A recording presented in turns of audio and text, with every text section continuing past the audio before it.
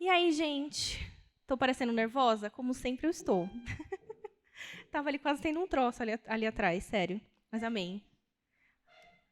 Não temos nenhum. Temos um enfermeiro para me socorrer. Mas vamos lá abrir as nossas Bíblias em Mateus 18.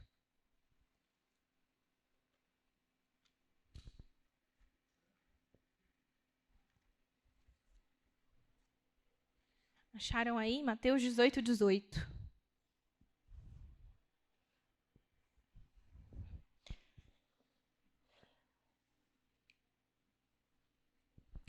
Diz assim: Na verdade, eu vos digo, tudo que ligardes na terra será ligado no céu, e tudo que desligardes na terra será desligado no céu. Ainda eu vos digo que se 2 de vós concordarem na terra acerca de qualquer coisa que pedirem, isso lhes será feito por meu Pai que está no céu. Porque onde estiverem 2 ou 3 reunidos em meu nome, ali eu estou, eu no meio deles. Bom, gente, isso é uma passagem que a gente talvez já tenha ouvido várias pregações a respeito, né, falando de comunhão dos irmãos, falando talvez de presença e autoridade. Mas a gente vai falar um pouquinho mais sobre o conceito de eclesia, que é, inclusive, a mensagem. A mensagem é isso. Bom, primeiro começar com o contexto histórico, né? Então, se a gente pegar o livro de Mateus, né, eu sempre gosto de fazer esse exercício. Quando a gente pega um versículo da Bíblia, é sempre bom a gente pegar o contexto, né? Quando a gente vai estudar, quando a gente vai, às vezes, ler o nosso devocional, ler um pouquinho antes, ler um pouquinho depois, para a gente entender o que estava acontecendo ali. Basicamente, esse é um momento onde Jesus estava falando com os discípulos, né, ali na Galileia, depois que ele tinha acabado de sair da transfiguração, e também, né, depois de uma passagem em Cafarnaum.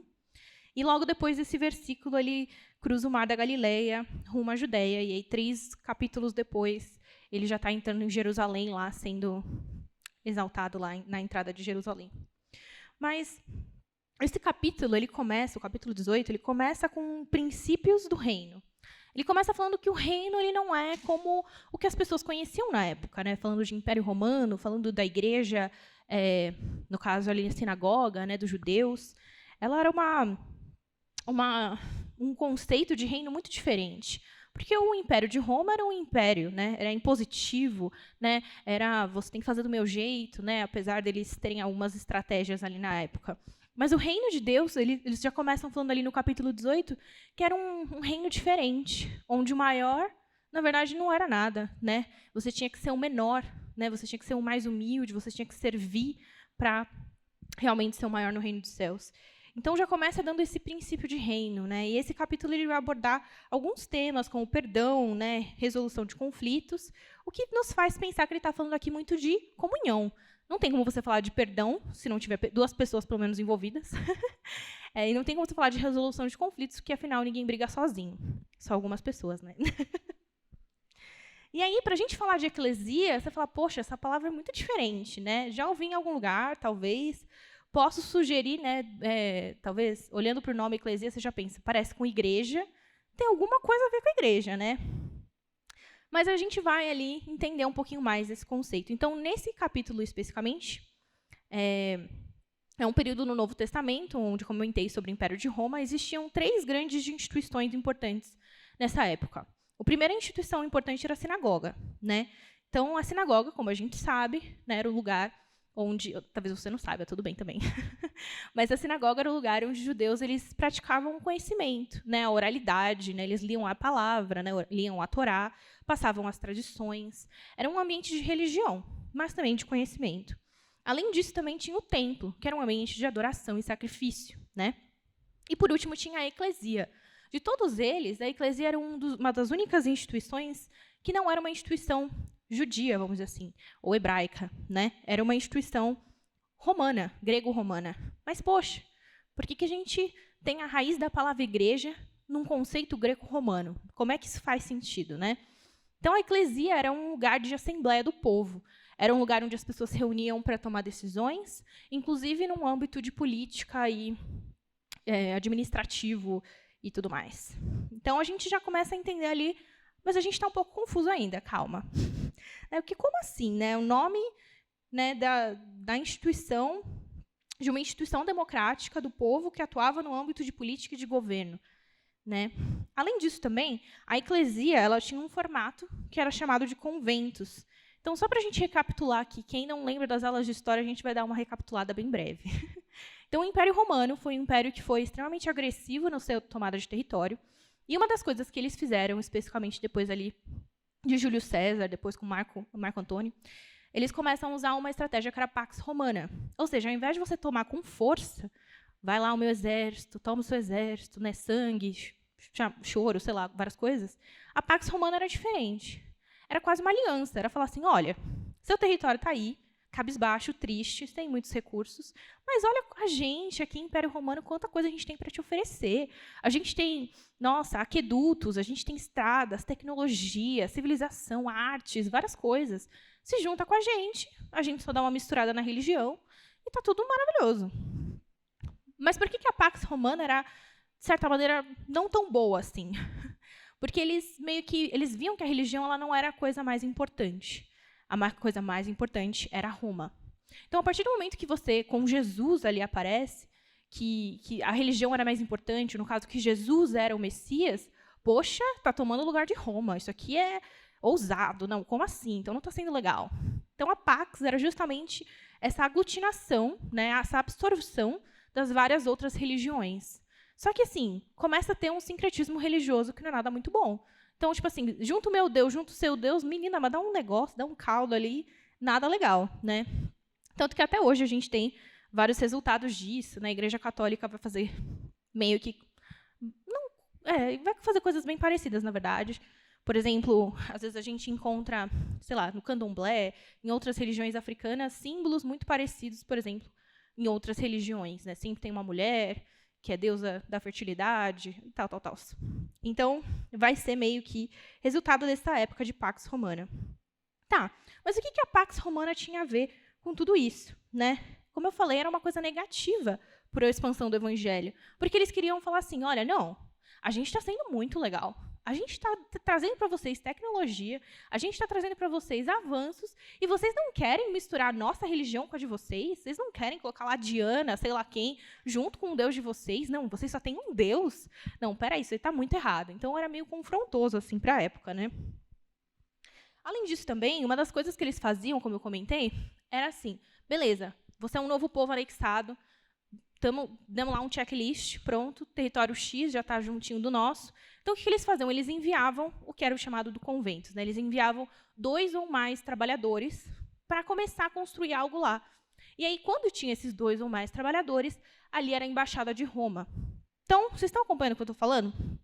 Sim, a aula de história foi breve, mas vocês superaram, ninguém dormiu, está tudo bem. Mas, basicamente, era isso. Então, para eles meio que assegurarem que aquele território agora fazia parte de Roma, eles enviavam 2 ou mais pessoas, geralmente na área de profissionais liberais, para começarem a construir alguma coisa. Mas olha o que a gente acabou de ler aqui em Mateus 18.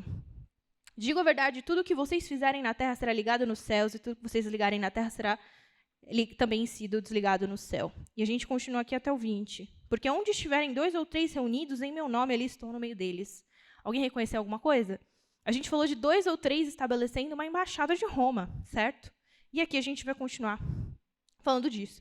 Isso significa, basicamente, que quando nós estamos reunidos, nós somos a embaixada do reino. Isso significa que não importa se a gente está dentro da igreja, né, tijolo e cimento, se a gente está fora desse âmbito, isso também é igreja. Isso também é a embaixada do reino. Isso também significa que nós somos os responsáveis por instaurar as leis do reino. Cara, isso é pesado.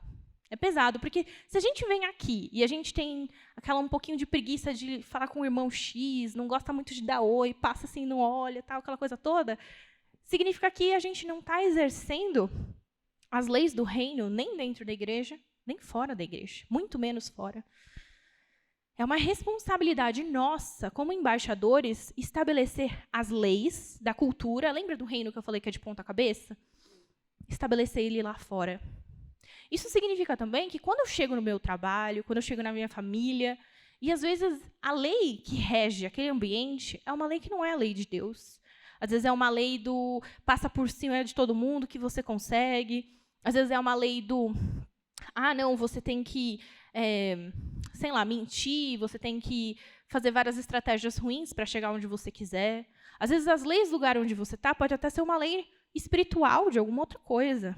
Né? Por exemplo, se você trabalha num ambiente onde o seu chefe ou seus chefes têm uma religião lá específica, cara, as leis que se aplicam naquele lugar são das pessoas que estão ali naquele lugar. Mas aí quer dizer que se eu cheguei nesse ambiente, é minha responsabilidade de reforçar as leis do reino. Quer dizer que onde eu chego, onde eu coloco os meus pés, ali é a embaixada do reino de Deus. Ali eu tenho que começar a mudar o ambiente. Tem a lei lá de cada um, tem olho por olho, dente por dente. Não, então eu cheguei lá, eu tenho que começar a mudar essa lei. Ela não vai mais valer para mim. Ela não vai me afetar. Ela não vai me atingir, porque, na verdade, eu estou estabelecendo uma outra lei. Uma lei que é superior a essa. Só que, para isso, a gente precisa entender o nosso papel como embaixador. Então, no caso, nós representamos alguém que é maior que nós. Pensa no embaixador. Né? O embaixador está lá representando um presidente, representando um Estado, representando um poder. Né? Tanto que os embaixadores eles têm aquele visto, sabe? Aquele visto que pode tudo. Meu Deus, passa lá direto no negócio lá, meu Deus, da imigração. Passa direto na imigração, ninguém para eles, porque esse é o nível de autoridade que eles representam. Então, o primeiro ponto que a gente abordou foi o que é a eclesia. A gente já entendeu, já teve a história de Roma. Ok. Mas, além disso, número 2, nós somos ministros. Isso significa que, para nós, hoje, a gente tem que estabelecer na vida cotidiana, na simplicidade, o reino de Deus. Ministro, para vocês terem ideia, também tem uma raiz aí na palavra do grego, e significa servos ou auxiliares. Essas pessoas dentro do conventos que eu comentei, esses trabalhadores profissionais liberais que eram enviados para estabelecerem a embaixada de Roma, eles eram chamados de ministros. Nós somos os ministros. Nós somos... É engraçado, porque Jesus ele poderia... Aqui Jesus falando nesse texto, Jesus poderia ter pego qualquer outra analogia para aquela época. Ele poderia ter falado sobre o templo, ele poderia ter falado sobre a sinagoga, ele poderia falar, inclusive para a gente, olha, vocês são a nova sinagoga do Novo Testamento, da Nova Aliança. Mas não é isso que ele fala. Ele usa uma palavra muito peculiar e um termo muito peculiar ligado ao quê? Trabalho. Ligado à vida secular, ligado à vida cotidiana, ligado a algo fora das quatro paredes da igreja. Cara, que peculiar. Mas se a gente olhar para Jesus e a caminhada que ele teve de vida, ele nunca foi uma pessoa parada a uma parede de cimento e de tijolo. Ele sempre exerceu o conceito de eclesia sem que as pessoas entendessem ainda o que era. Ele era aquela pessoa que ia nos territórios, estabelecia as leis do reino naquele novo território, de mudar a perspectiva daquele lugar, dele chegar e os demônios ficarem com medo, né? ou às vezes outros mágicos, sei lá o quê, até com Paulo, se oporem, mas não atingir. Por quê? Porque ele estava representando ali na vida cotidiana a embaixada, né? Representando o reino. Então, né, como eu comentei, o embaixador ele é o maior representante do chefe de um estado atuando em outro estado. Isso significa que, quando a gente sai, na verdade, da igreja, é que a gente está atuando como eclesia. Quando a gente aprende as coisas aqui, a gente absorve as coisas aqui, a gente vive em comunhão com os irmãos, é uma bênção. Mas a gente precisa sair das quatro paredes da igreja para atuar como eclesia. É na vida cotidiana. É, às vezes, você chegar para um familiar que, às vezes, é aquela pessoa, cara, não edifica a sua vida, aquela pessoa é uma pedra de tropeço no seu caminho, aquela pessoa irritante, chata, insuportável, mas é aquela pessoa que você vai começar a representar o reino para ela. Porque talvez aquela pessoa nunca vai ter oportunidade de olhar um pastor Edson da vida. Talvez o pastor Edson não vai ter essa penetração de chegar nesses lugares assim, mas através da minha e da sua vida, nós somos a imagem do rei. Nós representamos o nosso rei em outro estado. Quer dizer que também a gente não pertence a esse mundo. Nós temos que ter plena certeza disso. Quando a gente estiver passando pelas nossas aflições, falei isso também na outra mensagem, mas quando a gente estiver passando pelas nossas aflições, cara, essa não é a minha terra. Esse não é o meu estado. Eu estou atuando em favor de outro estado, um chefe muito maior. Então, eu queria ler com vocês também 2 Coríntios 3:6.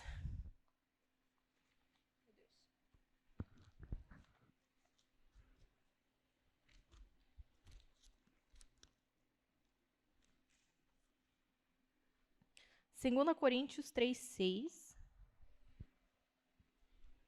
diz o seguinte: o qual também nos fez capazes de ser ministros do Novo Testamento, não da letra, mas do Espírito. Porque a letra mata, mas o Espírito dá vida. Ou, em outras versões, o Espírito vivifica. Cara, olha só, nós aqui, inclusive, fala do que nós somos ministros e quem nos capacita. Nós somos ministros da nova aliança. Cadê? 3:6. Nós somos os ministros do Novo Testamento, ou da nova aliança, no caso. Algumas versões vão dizer assim também. E através do Espírito, ele vai dar vida, ele vai vivificar aquele ambiente. Então, pense assim, é quase como se o Espírito Santo fosse o nosso passaporte de cidadania do reino. Quando a gente olha para outro irmão e a gente enxerga o Espírito Santo nele, ele também tem aquela cidadania. E pensa só, como que a gente reconhece um brasileiro quando a gente vai para outro lugar?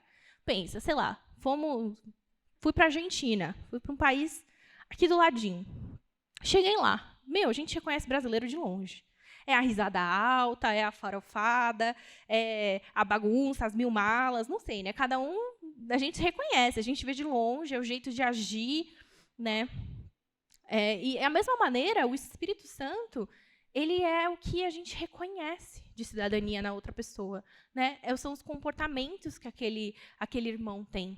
Quando a gente, às vezes, a gente pode, inclusive, estar dentro da mesma igreja e não ser todos cidadãos do reino. Porque não tem uma barreira lá na porta da igreja quando as pessoas vão entrar. Não tem um negócio falando assim, não, olha, me dá seu passaporte para você entrar, que esse daqui é território da embaixada. Né? Não tem nada disso. Mas a gente reconhece pelos comportamentos. Os comportamentos do reino de Deus. É aquilo que todos os valores que a gente conhece. Né? O reino de ponta cabeça é que o maior, na verdade, é o menor e o menor é o maior. Então, a gente entendeu que ministro, né, representava esses profissionais liberais, profissionais diversos que eram enviados para representar Roma. Também pode significar servos auxiliares, o que já fala para a gente que a gente tem que baixar nossa bola, né, somos servos. Além disso, também eles atuavam na vida cotidiana, o que para nós significa que isso também pode ser real. E eles também eram nós somos hoje ministros da nova aliança através do Espírito Santo, né? O Espírito Santo é esse nosso passaporte. Cara, mas então como é que a gente traz isso para os dias de hoje? Significa que quando o pastor Edson prega de domingo, aquilo não tem que ser toda a nossa vida de eclesia. Nossa vida de eclesia não tem que ser só dentro da igreja, não tem que estar restrito a esse lugar. Na verdade, a gente é enviado todos os dias. Outra versão para ministros pode, inclusive, significar enviados. Né? Algumas pessoas vão dizer isso daí também.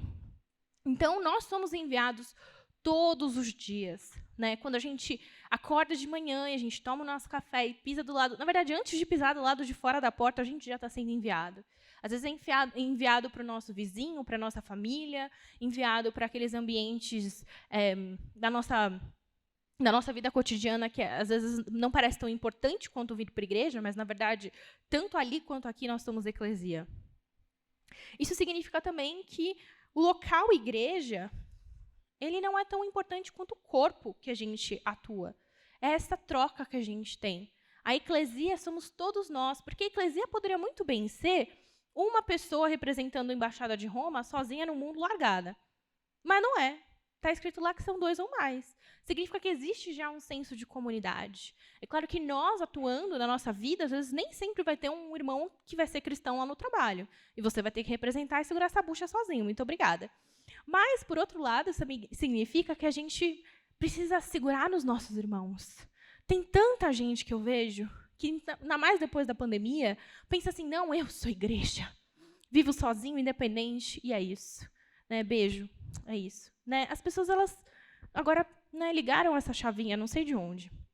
Só que isso não é um conceito bíblico, porque o conceito bíblico é um conceito de comunhão, é um conceito de compartilhamento, é um conceito de crescimento, de edificação.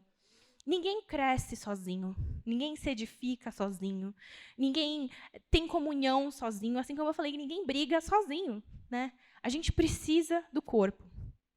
E aí a gente, na verdade, vai representar alguém que é muito maior que a gente. Eu acho que eu já dei esse exemplo, talvez eu esteja sendo repetitiva, talvez sendo que nem o pastor Edson, que dá sempre os mesmos exemplos. Mas eu roubei esse exemplo dele, então. Mas tem um exemplo muito bom, que é o exemplo do guarda de trânsito. Eu sempre conto isso nas minhas aulas. Se você já foi meu aluno, então você vai ouvir de novo, né? Mas é basicamente a história do seguinte. Imagina só, você tem lá na marginal, vamos supor, você, sei lá, pegou a marginal num dia de placa. Poxa, esqueci. E é isso. Meu, você pode ser o maior caminhoneiro, você pode ser, tipo assim, a pessoa gigantona, assim, musculosa, sabe, impositiva ali. Se chegar um guardinha de trânsito, meu filho, quem é você na fila do pão? Não importa. Não importa o seu tamanho, não importa a sua, né, a sua força, né? Se você se acha a pessoa mais crossfiteira do Brasil. Eu tinha que jogar a piada do crossfit. Não importa se você é super aquela pessoa, meu Deus, maromba. Não importa, se o guardinha, né, o guardinha de trânsito chegar e aquele franzino, bem pequenininho, magrinho, chegou para você e falou, vai levar multa? Não tem como você ir lá bater boca com a pessoa, porque é a autoridade que ele representa. Então, às vezes no reino a gente acha que assim, não, mas eu só posso ser ministro. Eu só posso ser embaixador do reino, sacerdote, se eu for que nem o pastor Edson, se eu for que nem o Ramon. Se eu for que nem fulano, ciclano, beltrano, a gente acha que é assim. Nossa, mas eu sou, sei lá, novo convertido, ou eu sou ainda pequeno, eu não me sinto seguro, eu ainda não oro em voz alta. Às vezes a gente tem essas coisas, essas inseguranças, e é normal. Mas a questão não é sobre quem nós somos, é sobre quem representamos. Pensa isso. Quando a gente chega num ambiente, às vezes a gente chega num ambiente, o ambiente está pesado, é um ambiente de opressão, às vezes é um ambiente de morte, às vezes é um hospital. A gente chega naquele lugar, a gente parece que, nossa, meu Deus, não sou nada. Se tivesse fulano aqui para trazer um louvor, né? Se tivesse fulano lá para fazer uma oração forte aqui, braba, do reteté, do coque. Mas só tem você. Só tem você, meu querido. Mas não é sobre quem você é sobre quem você representa. Cara, não é sobre o tempo de convertido que você tem. Às vezes, realmente, a gente, com o tempo, vai ganhar mais experiência, a gente vai ganhar mais habilidades, vai ganhar mais segurança, né? A gente vai ganhar mais vida com Deus, vamos dizer assim, para a gente chegar nos ambientes e saber melhor o que fazer. Mas não é por isso. É independente, porque Deus capacita. A partir do momento que você tem o Espírito Santo dentro de você, você tem um passaporte, querido. Você tem um passaporte para estabelecer ali o reino de Deus. Para abrir a sua boca e orar, para declarar ali um ambiente de vida, para declarar cura, para quebrar ali maldições ou quebrar coisas ruins sobre a vida daquela pessoa, vícios, o que for.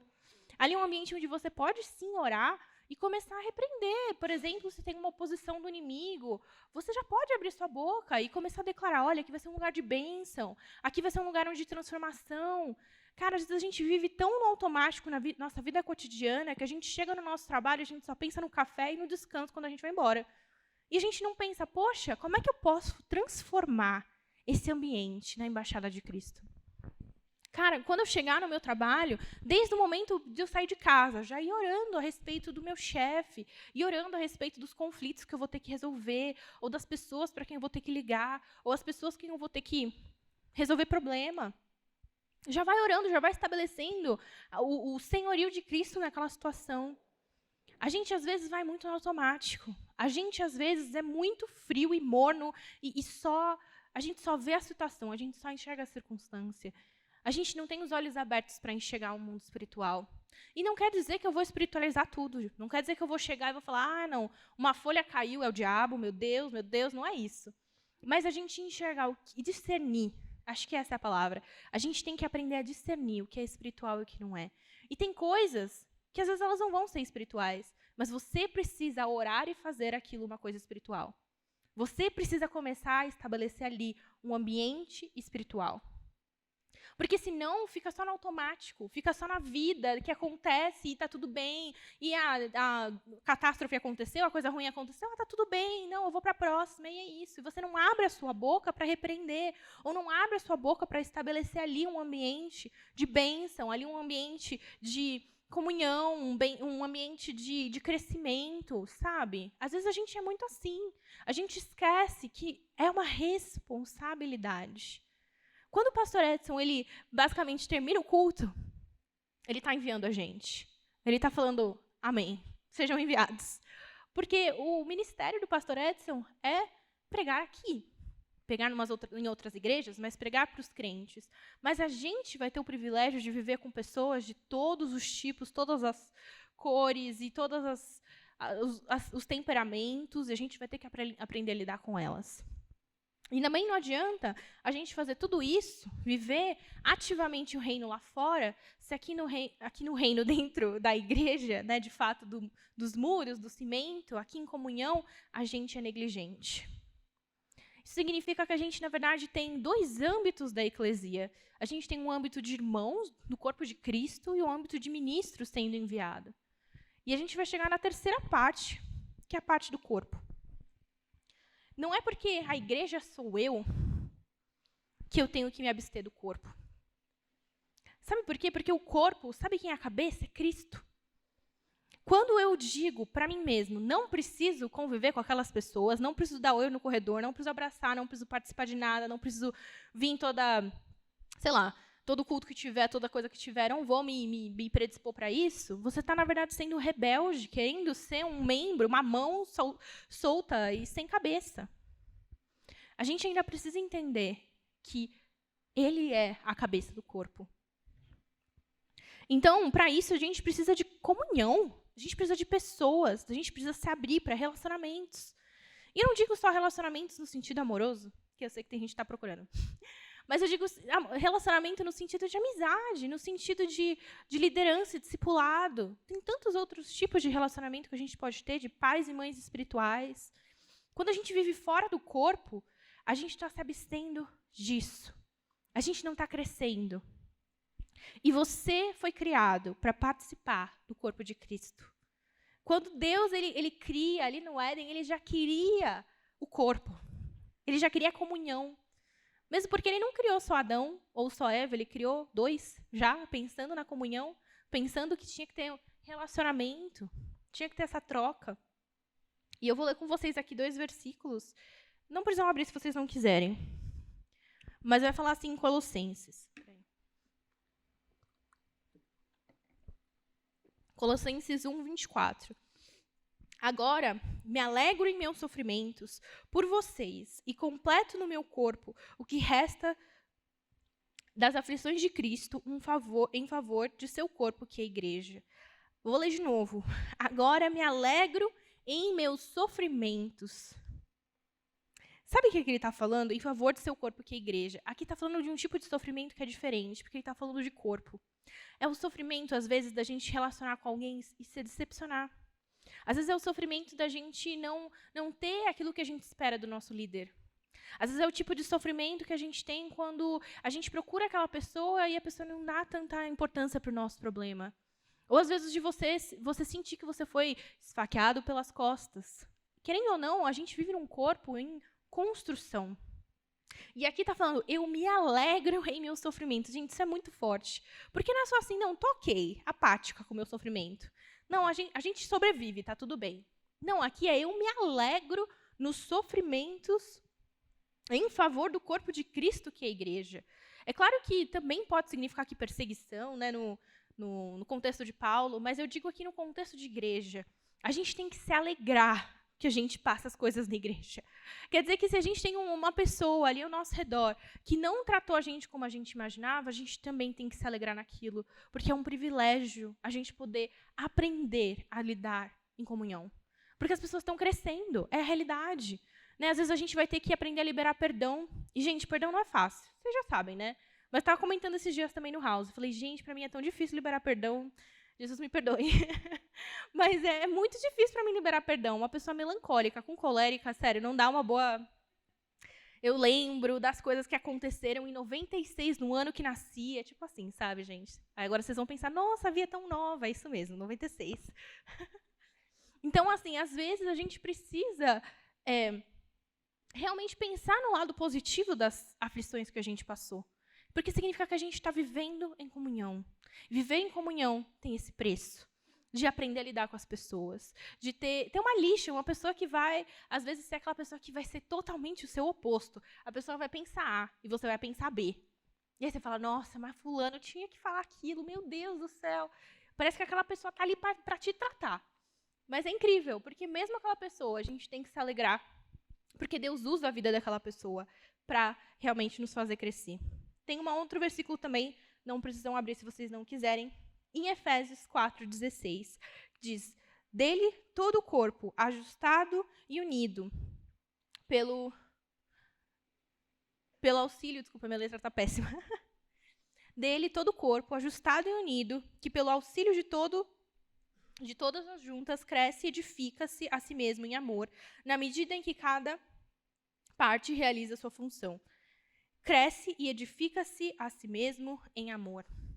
Cara, quando a gente tem um irmãozinho que se estressa, seja no house, seja aqui mesmo dentro do Vox, seja em outros ministérios, a pessoa que sentou do seu lado de domingo sem noção e ficou levantando 5 vezes para ir no banheiro, a gente tem que mostrar amor. Porque aqui, edificar e crescer a si mesmo em amor. A gente tem que ter paciência com as pessoas. A gente vive num mundo que a gente está cada vez mais impaciente com o crescimento delas. A gente não espera elas crescerem, a gente não espera elas mudarem, a gente não espera o melhor delas, a gente não enxerga esperança, a gente não enxerga... Sabe quando você vê potencial? A gente não está tendo paciência de encontrar potencial nas pessoas. Porque a pessoa lá deu meia, mancada com você e você já, meu Deus, não quero mais ver aquela pessoa, troquei de ministério, não quero olhar na cara dela. E a gente vira assim, pessoas intolerantes o tempo todo. Porque o mundo, esse é o comportamento do mundo, mas o comportamento do reino fala justamente o contrário. Nós temos que crescer e edificar a nós mesmos em amor. Amor é paciente. Amor é tudo aquilo que a gente já sabe. E a gente precisa exercer, principalmente dentro da igreja, mas também lá fora, porque a gente vai ser a imagem de Cristo para as pessoas. E eu queria voltar para reler aqui, para vocês lembrarem, em Mateus 18. Mateus 18:18. Na verdade, eu vos digo, tudo o que ligares na terra será ligado no céu, e tudo o que desligardes na terra será desligado no céu. Ainda eu vos digo que se 2 de vós concordarem na terra acerca de qualquer coisa que pedirem, isso lhes será feito por meu Pai, que está no céu. Porque onde estiverem 2 ou 3 reunidos em meu nome, ali eu estou, no meio deles. Então, eu sempre gosto de falar isso, no caso aqui, vocês foram chamados para serem eclesia até os confins da terra. Eu falo muito de missões, Eu falo, de uma maneira que eu acho que a gente precisa relembrar que o nosso ID, ele não é para quem tem um chamado missionário. O nosso ID é para qualquer pessoa. É uma ordem de Cristo. É um mandamento que a gente tem que seguir. Nós temos que ir até os confins da terra, mas a gente não precisa ir até os confins da terra. A gente pode, na verdade, conversar com alguém no caminho para o trabalho. Às vezes é aquela pessoa que você encontra, não sei, no fretado. Que você vê todo dia, mas está lá. E você pode, sim, ser eclesia para aquela pessoa naquele âmbito. E a gente tem que ser transformado aqui para transformar lá fora. A gente não pode, às vezes, a vida como crente, a gente fica anos e anos e anos estagnado no nosso crescimento. Nos primeiros 2 anos de convertido, nossa, cresci muito, mudei muito. As pessoas falavam, nossa, não te reconheço. Mas aí vai passando o tempo, a gente vai ficando, a gente se abstém. A gente se abstém do corpo, das interações, e a gente deixa de crescer, a gente deixa de se desafiar, e a gente deixa de ser transformado para transformar lá fora. Isso é uma verdade. A gente precisa aprender aqui para iluminar lá fora. E aprender, eu digo, num contexto de corpo, não só de, eu dependo da palavra do pastor Edson para ter o meu pão. Não é só isso. Você pode, sim, fazer o seu devocional em casa. Você deve, na verdade. Mas é as interações, sabe? É a revelação que Deus traz em comunidade. É algo diferente que Deus derrama quando a gente se reúne como corpo. Para a gente levar isso lá para fora. E aí, é isso, agora sim que eu ia falar, tem sempre isso que eu gosto de fazer no final. Eu sempre gosto de falar os 3 pontos. Se vocês não lembrarem de nada da palavra, existem 3 coisas que vocês não podem esquecer. A primeira coisa é como eclesia, sou responsável por estabelecer o domínio da figura do rei em todos os lugares. Fala comigo. Como eclesia, eu sou responsável por estabelecer o domínio e a figura do rei em todos os lugares. Vocês não estão muito convictos, né? Vamos tentar o segundo com mais força. O segundo. Como ministro, eu sou... Calma, ainda não. Gente, preciso entender minha letra. Por que eu escrevi tão pequeno? Ah, é verdade. Tá em línguas. 2. Como ministro, eu sou o CT, mas Deus é o Big Boss. Tá fácil, tá bom?